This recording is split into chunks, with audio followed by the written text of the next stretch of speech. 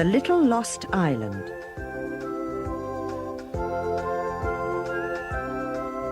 Wouldn't you like to wish? Moon-faced asked the old saucepan man. Fish? Exclaimed the saucepan man in delight. Yes, I love to fish. I wish we were all fishing for fine fat fishes in the middle of the sea. Well, what a wish to make, just as he was eating a wishing cake. Of course, Saucepan didn't know it was a wishing cake, for he hadn't heard Moonface properly. Anyway, the wish immediately came true. A wind blew down and lifted up the whole crowd of guests at the table.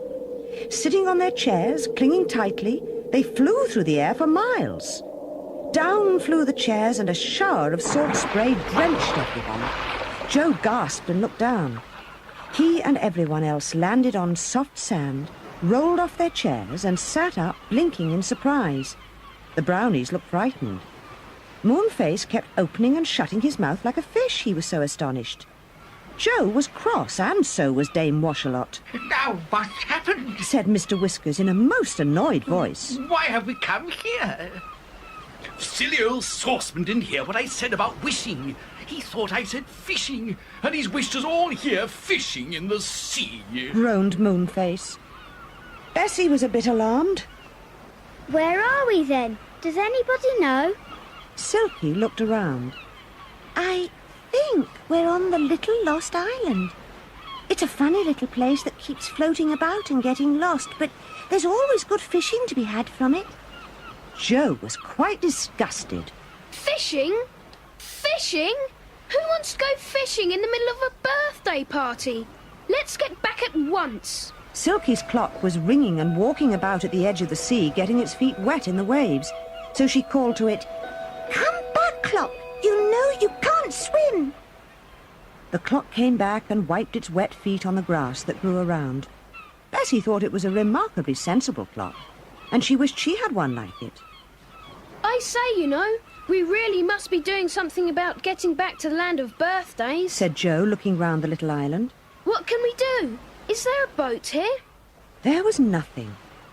The Little Lost Island was just a hilly stretch of green grass and nothing else whatever. Even Moonface was puzzled. I really don't know what to do. I must admit. Do you, Mr. Whiskers? Mr. Whiskers rubbed his nose thoughtfully and shook his head. Well, we shan't starve. We could always fish. Joe screwed up his face. Fancy eating fish and nothing but fish always. When I think of all those lovely things that Bessie wished for, and nobody to eat them now, really I could cry. Fanny had something in her hand and she looked down to see what it was. It was a piece of birthday cake. Good, she could eat that at any rate. She lifted the delicious cake to her mouth and took a nibble. What are you eating? Asked Moonface, bending over to see. A bit of birthday cake. Said Fanny, cramming all of it into her mouth. Don't eat it! Don't swallow it! Yelled Moonface suddenly, dancing round Fanny as if he'd gone mad. Stop! Don't swallow! Fanny stared at him in astonishment. So did everyone else. "What's gone wrong with Moonface?" asked Silky anxiously. Fanny stood still with her mouth full of birthday cake, looking with amazement at Moonface. What's the matter? She mumbled. You've got a bit of wishing cake in your mouth, Fanny. Shouted Moonface, hopping first on one leg and then on the other. Wish, you silly girl, wish! What shall I wish? Fanny mumbled. Wish us back in the land of birthdays, of course! Yelled everyone in excitement, and Fanny exclaimed, Oh, of course, I didn't think of that. I wish we were all back in the land of birthdays, eating our tea. Darkness fell round everyone very suddenly. No wind came this time. What was happening? Then daylight came back again, and everyone gave a shout of delight. Hooray! They were back in the land of birthdays. Yes, there was the table in front of them, and more chairs to sit down on, and the same delicious food as before. Oh, good!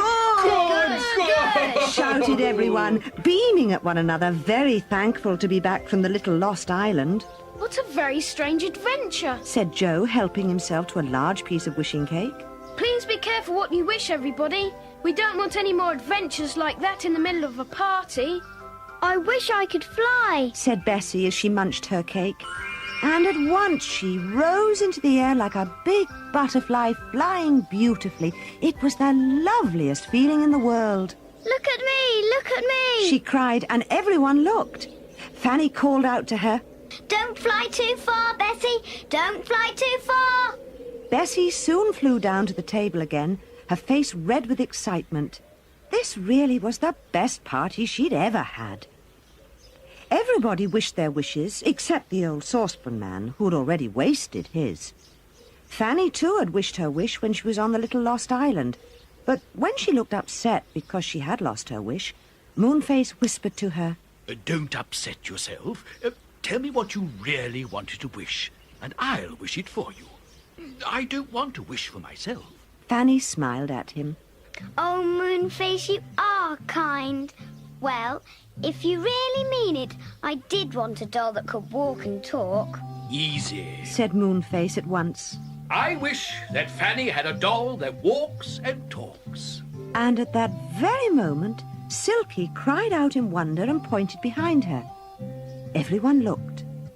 Coming along on small, plump legs was a doll, beautifully dressed in blue with a bag in its hand. It walked to Fanny and looked up at her.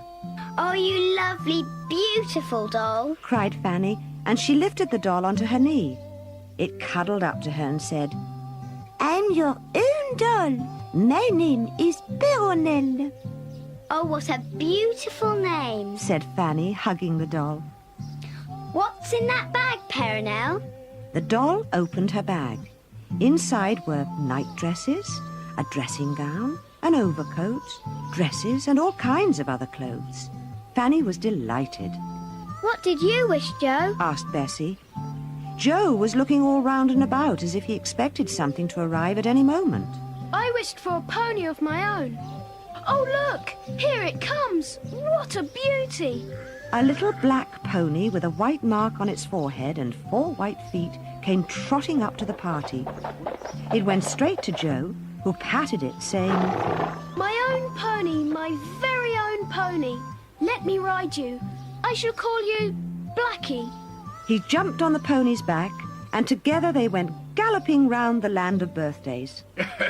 Now, let's play games, cried Moonface, capering about. And as soon as he said that, the tea table vanished, and music began to play. Musical chairs! Musical chairs! Shouted Silky, as the chairs suddenly put themselves together in a long row. Come on, everybody!